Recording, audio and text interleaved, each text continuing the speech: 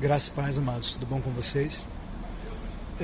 Eu percebo que uma dificuldade que as pessoas elas têm quando elas pensam sobre a igreja passar ou não pela grande tribulação não está necessariamente ligado ao que a Bíblia diz, porque a Bíblia diz claramente, Jesus disse em Mateus 24, que depois da tribulação daqueles dias, o sol iria escurecer, a luz não daria sua luz, os poderes do céu seriam abalados, então se veria no céu o sinal do Filho do Homem, vindo nas nuvens com poder e grande glória, e ele ordenaria aos seus anjos que ajuntassem os seus escolhidos dos quatro cantos da terra até as extremidades do céu. Isso não é arrebatamento? E aí talvez algumas pessoas vão dizer, é um arrebatamento para judeu. Você percebe como que o pré-tribulacionismo ele é tão doentio que ele te obriga a pegar a Bíblia e parece que a Bíblia é um pão. Tudo você tem que partir no meio e dividir em dois. Duas ressurreições para justo, duas vindas, dois arrebatamentos. Gente, isso não existe. Não existe arrebatamento para judeu no final da grande tribulação. Os judeus que se converterem durante a grande tribulação serão arrebatados no final da grande tribulação junto com os gentios. Eles serão parte da igreja. Os judeus que restarem em Jerusalém, a Bíblia não diz que eles serão arrebatados. Por favor, vá ler Zacarias 12, 13 e 14, que você vai perceber que o anticristo, junto com outras nações, vão atrás dos restantes de Jerusalém para dizimar Israel. Nesse momento Jesus desce e os seus pés pisam no monte, o monte se divide no meio para que o povo de Israel passe pelo meio dos montes, e Jesus pessoalmente, junto com os seus exércitos, que aí se você quiser interpretar como anjos ou como os próprios santos glorificados, vão dizimar o exército do anticristo e vão libertar, vão proteger os restantes de Israel. Não fala nada de arrebatamento. Não é os judeus que sobem no final da grande tribulação, é Jesus que desce. Então Mateus 24 é arrebatamento da igreja. Esses escolhidos que estão sendo ajuntados dos quatro cantos até as extremidades do céu, é a igreja. Ok? Tanto é que nos versos seguintes Jesus diz assim, olha, aprender a parábola da figueira. Quando já os seus frutos, estão brotando, sabeis que está próximo o verão, assim também vós, quando virdes todas essas coisas. Para quem Jesus está dirigindo esse vós? Com quem que Jesus está falando?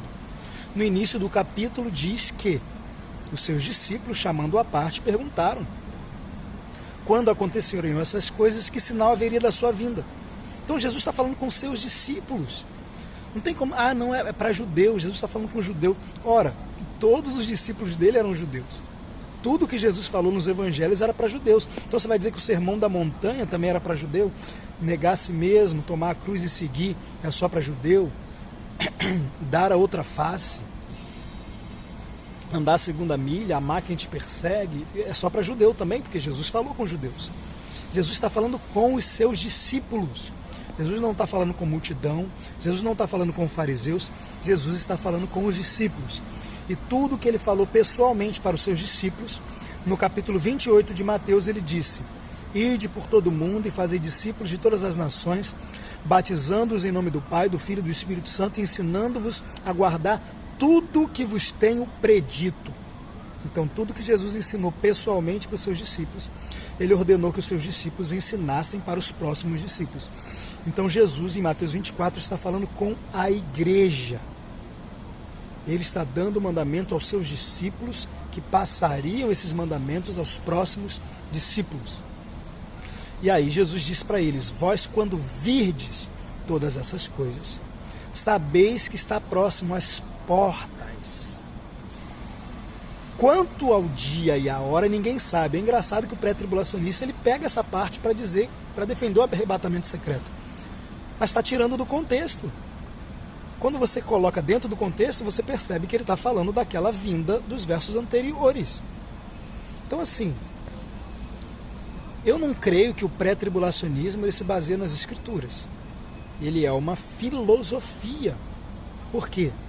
sempre surgem perguntas que não deveriam surgir. Como, por exemplo, não, mas Deus vai permitir que a sua noiva sofra, né, nas mãos do anticristo? Jesus vem buscar uma noiva toda maltratada, toda rasgada, toda espancada. Isso não é pergunta que se faça. O que se deve perguntar é, está escrito ou não está escrito? Se eu acho que está certo, que está errado, ora, eu não deveria fazer esse tipo de pergunta. Deus está sempre certo. Se Deus vai permitir que a igreja passe, ele está correto. Deus está errado?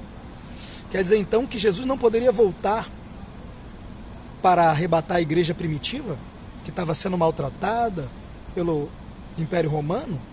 Aquela igreja então estava toda bagunçada, toda maltratada, não poderia ser arrebatada, aqueles primeiros crentes?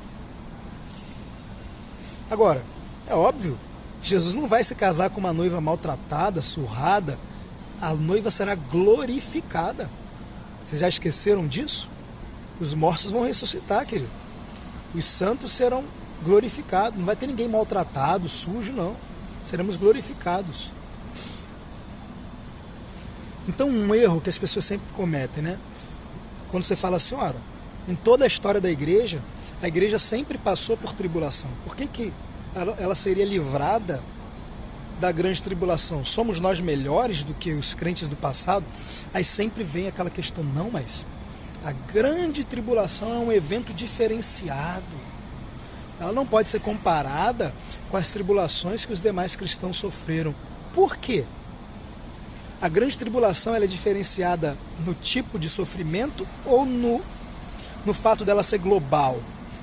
No fato de envolver eventos escatológicos catastróficos, cujos quais a igreja não sofrerá. Quando você vai ver, você vê aqueles que têm o selo de Deus, eles não são afetados pelos juízos de Deus, mas eles são afetados pela ira da besta, não pelos juízos de Deus. Assim como Israel no Egito não era afetado pelas pragas, mas recebia a retaliação de Faraó. Israel ficou no Egito durante todo o período das pragas. Agora, você dizer que a igreja não pode passar pela grande tribulação, porque o sofrimento vai ser pior do que o sofrimento que a igreja tem passado até hoje? Que loucura é essa? Você sabe como que serão as mortes durante a grande tribulação? Leia Apocalipse capítulo 20. A Bíblia diz que os que foram mortos pela besta foram degolados. Isso é pior do que outros cristãos já sofreram e têm sofrido agora? Tem crente sendo degolado agora pelo Estado Islâmico.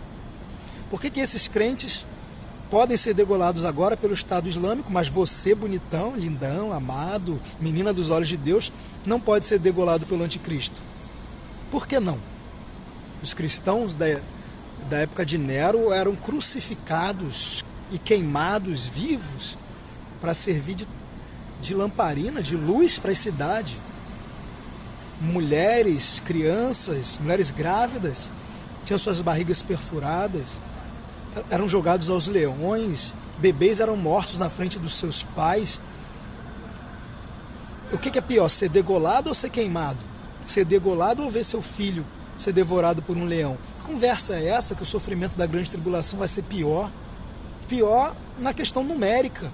Serão mais pessoas que vão morrer, ainda mais porque existem mais crentes hoje do que em toda a história da humanidade, já que a população mundial ela é de bilhões de pessoas. É por isso que a grande tribulação vai ser um sofrimento que nunca uma tribulação que nunca houve. Primeiro, pelos eventos apocalípticos dos juízos de Deus contra o governo do anticristo. Em segundo lugar, pela sua extensão global e o número de pessoas que estarão presentes. Então não venha dizer que a igreja não pode passar pela grande tribulação porque o sofrimento é pior. Não é. Ser degolado não é pior do que ser queimado, do que ser devorado por um leão. Conversa fiada. João Batista foi degolado. Paulo foi degolado. Por que Paulo foi degolado e você não pode ser degolado? Você é melhor que Paulo? Então a gente precisa abandonar esses argumentos filosóficos, entendeu? Ideológicos, e começar a olhar para a Escritura. Se Jesus disse que vem depois, é depois, tá bom? Leia Apocalipse 19, que você vai ver que as bodas do Cordeiro, elas ainda vão começar no capítulo 19, sendo que Jesus já está inaugurando o reino. As bodas acontecem dentro do reino. Jesus disse: não beberei do fruto da vide, a não ser quando beber de novo convosco no reino. Então só depois do reino estabelecido é que tem bodas do Cordeiro. A gente não vai ficar lá no céu comemorando bodas enquanto nossos irmãos vão estar aqui sendo mortos? Pelo amor de Deus. Nossa, é sério isso? Você vai estar lá no céu comemorando os seus irmãos morrendo aqui? Luto e comemoração ao mesmo tempo? Vocês não conhecem o Evangelho, não. Vocês não conhecem Jesus, não.